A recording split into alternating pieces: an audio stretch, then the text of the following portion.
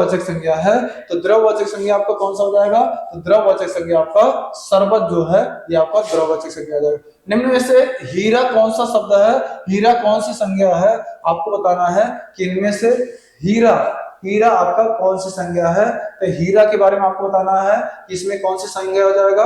तो 69 का आप लोग कमेंट करके बताइए कि 69 का आपका राइट आंसर क्या आ जाएगा। तो हीरा आपका बेटा द्रववाचक, क्योंकि हम इसको मापते हैं और तौलते हैं। हीरा को हम क्या करते हैं? मापते हैं और तौलते हैं।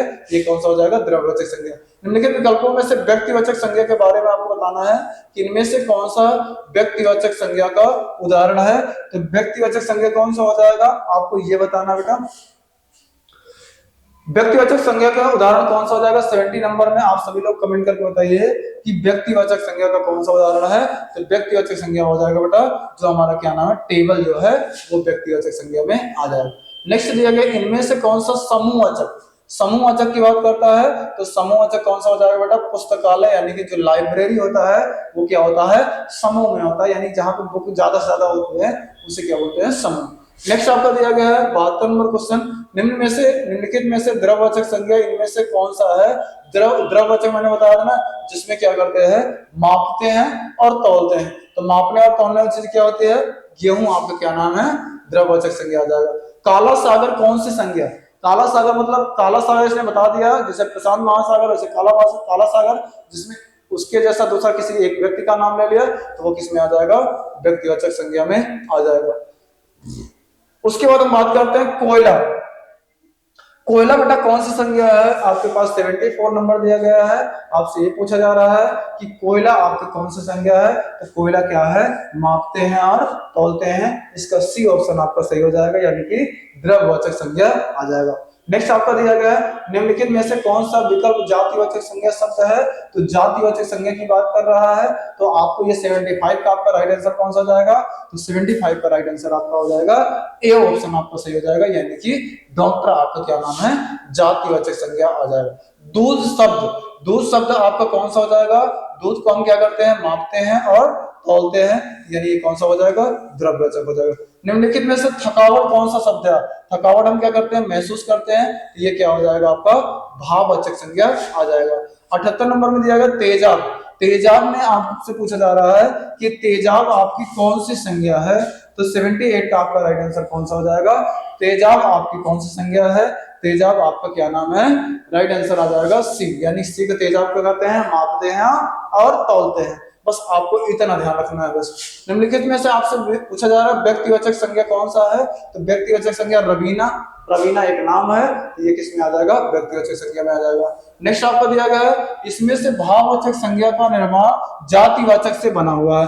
तो जातिवाचक से जो बना हुआ है, यानी कि गुरु जो है, गुरु का आपका जातिवाचक है, इसमें त्वा प्रत्यय लगाकर आपका भाववाचक बन जाएगा, यानी कि गुरुत्व आपका हो जाएगा।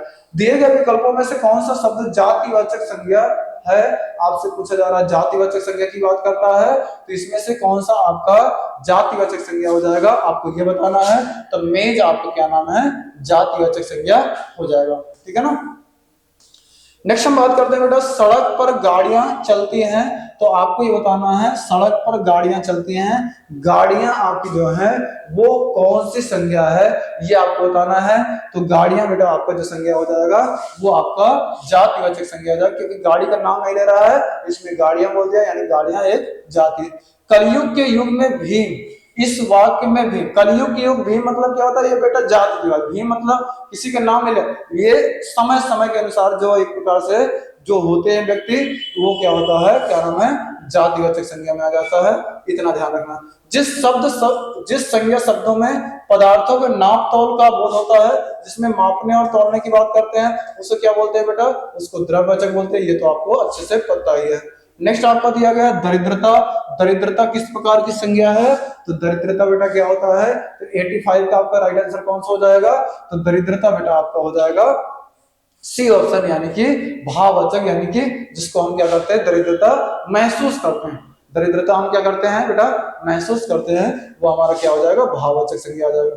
नेक्स्ट इसमें दिया गया निम्न में से कौन सा शब्द समूहवाचक संज्ञा है। तो समूहवाचक संज्ञा की बात कर रहा है, तो समूहवाचक संज्ञा आपको एक चीज पता ही है कि समूहवाचक संज्ञा बेटा होता है जहां पर क्या नाम है एक इकट्ठा होता है, जहां पे ढेर सारी चीजों की बात करता है, जहां पे एक से एक या एक से अधिक चीजें रहे उसे क्या बोलते हैं, क्या नाम है, समूह बोलते हैं। तो ढेर मतलब क्या होता है, जिसमें क्या नाम है समूह होता है। नेक्स्ट आपको दिया गया निम्नलिखित में से कौन सा द्रववाचक संज्ञा है। तो जो बेटा चाशनी है ये क्या नाम है आपका द्रववाचक, क्योंकि चाशनी को लिक्विड फॉर्म में बनाया जाता है। निम्नलिखित में कौन सा समूहवाचक संज्ञा का उदाहरण है। तो समूहवाचक संज्ञा का आपको बताना है जो आपका ग्रुप की बात कर रहा है। तो समूह आपको क्या होता है, मेला जो होता है वो एक समूह में लगता है, ग्रुप में लगता है।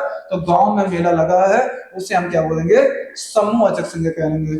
नेक्स्ट आपको दिया गया दिए गए शब्द की संज्ञा ज्ञात कीजिए। गुच्छा, गुच्छा आपका एक से तो बनता नहीं है, जैसे अंगूर का गुच्छा, चाबियों का गुच्छा एक समूह से बनता है। तो गुच्छा आपको क्या नाम बेटा आपका समूहवाचक संज्ञा में आ जाएगा। नेक्स्ट आपको दिया गया बुढ़ापा। तो बुढ़ापा आपकी कौन सी संज्ञा आ जाएगा। तो बुढ़ापा आपका बेटा बुढ़ापा महसूस किया जाता है, ये कौन सी संज्ञा आ जाएगा, ये हमारा भाववाचक संज्ञा में आ जाएगा। ठीक है ना। तो ये हमने आपको टॉप 90 क्वेश्चन आपको संज्ञा से मैंने करा दिया। अब आप लोग जरूर बताइएगा आपको क्लास कैसे लगी। क्लास आप लोग एक बार थोड़ा सा कमेंट करके जरूर बताइएगा कि हाँ सर हमें क्लास बढ़िया लगी। और आप सभी लोग एक बार थोड़ा सा मेहनत करिए और साथ साथ आप नोट डाउन करिए, 2 3 बार इस क्वेश्चन की प्रैक्टिस करिए, आपको सारी चीजें क्लियर हो जाएगी। ठीक है बेटा, क्लास कैसा लगे आप सभी लोग कमेंट करके जरूर बताइए। थैंक्स फॉर वॉचिंग, जय हिंद।